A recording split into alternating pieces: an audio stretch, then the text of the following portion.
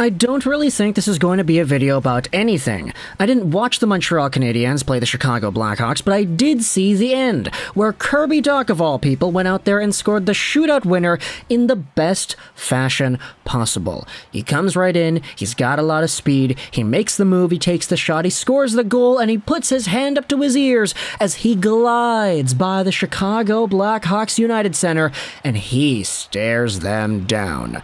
This is the moment that we've been waiting for when it comes to Kirby Dach and the Canadiens, and I just kind of wanted to talk about it a little bit. Another observation that I had noted was quite prominent. Again, I didn't watch the game in full, I just kind of had a few highlights there playing once in a while, but when Dach stepped up for the shootout, the fans booed him hard. And I feel like that's so unfortunate to the player because I feel like part of it could be due to spite, part of it is due to, hey, I mean, you used to be with us and now you're not with us. But then again, that could go two ways, right? Sometimes if you're a fan favorite, people will chant your name every time you make a save or touch the puck. Like when Bobby Lou returned to Florida and he made a save in Vancouver, they all looed him. They didn't boo him, they looed him again because that's how it goes. For guys that didn't have such a grand tenure with their old teams like Kirby Dach did with the Blackhawks, I can understand why the fans are going out there and booing him because, hey, you weren't good for us and you're not with us anymore. But at the same time, I feel like there's another element where it's like, yeah, you weren't good for us, but now you're good in Montreal. Kirby Dach, going over to his game log, he doesn't really have that point per game pace anymore. He went pointless in this Chicago game, so now he's up to 21 games played and 17 points. Do the math on that because Elite Prospects isn't updated. 17 divided by 21, multiplied out by 82. Dach is on pace for 66 points on the year, which would still be a significant career high, but at the same time, it's not the over point per game pace that he had just a little while ago.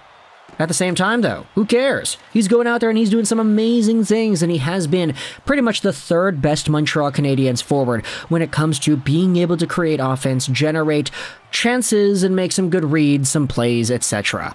There are some guys stepping up lately, though. We know that Sean Monahan has been absolutely on fire the past little while here, so good for him.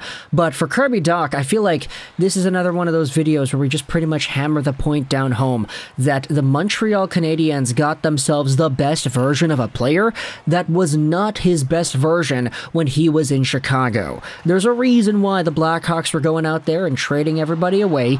Even Dach, who was just drafted as far back as 2019. That was only 3 years ago, and this team wants to go down a rebuild sort of path.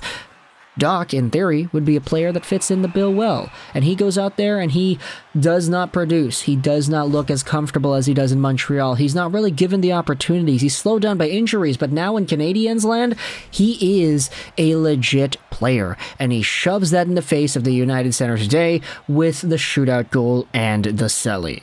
And going back to the booing, because I know we just went on that entire spiel about how players sometimes get booed, etc.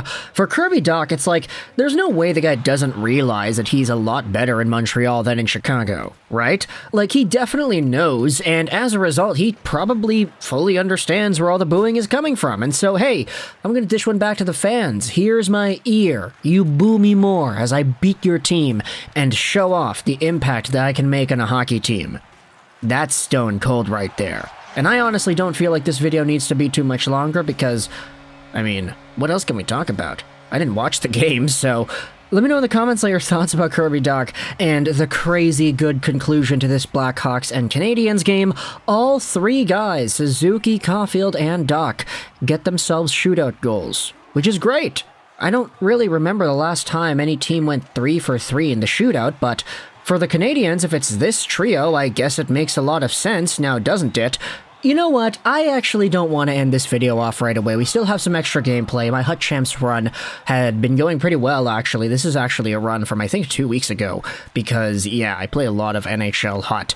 But let's go over back to the game log, and I wanted to see just the rest of the goals that went in, because I did not see these yet. You can get my live reactions here, and also this kind of helps out fill the video out to 8 minutes so we can get 3 ads in there. Ha ha ha ha ha, yeah, I'm kind of a bad YouTuber. Joel Edmondson, first period, 3:21 to go here in the first period, 3:21 into the first period. Let's take a look at this goal over here.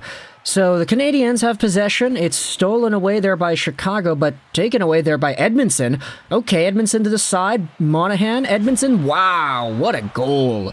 That was very, very nice. Look at that feed by Sean Monahan. He's boosting his stock up like crazy.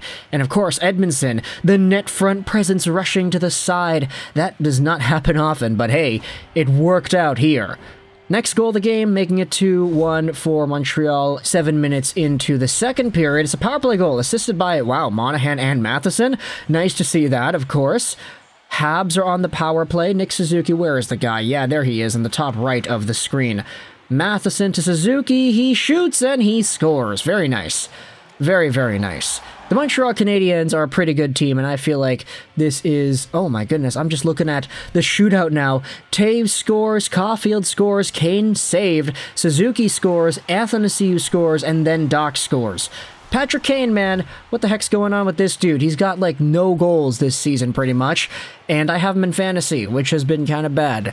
I mean, okay, we know that Kane's going to light it up once he gets traded to another team, but, yeah, so far with Chicago, hasn't been great.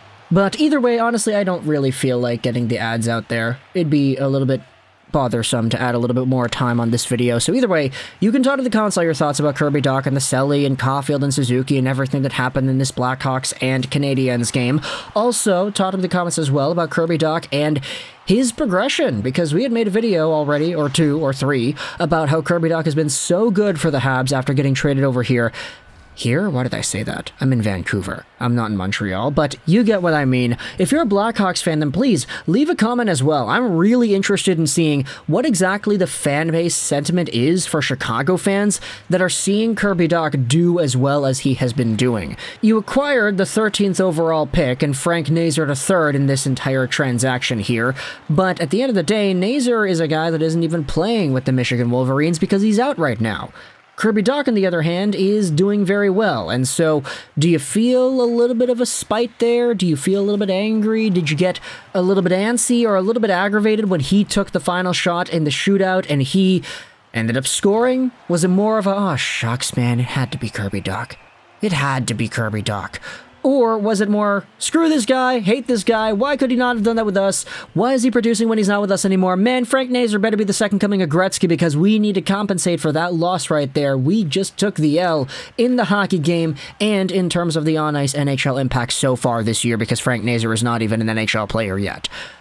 Thoughts in the comment section below. We actually did make it to 8 minutes. I apologize to everybody because this video was probably really not great, and I tried to fit in 3 ads in there, but then again, this is my full-time job, so I have to go out there and do what I can to self-sustain. But either way, talk in the comments on your thoughts. I hope you enjoyed this video. Juraj, and bye.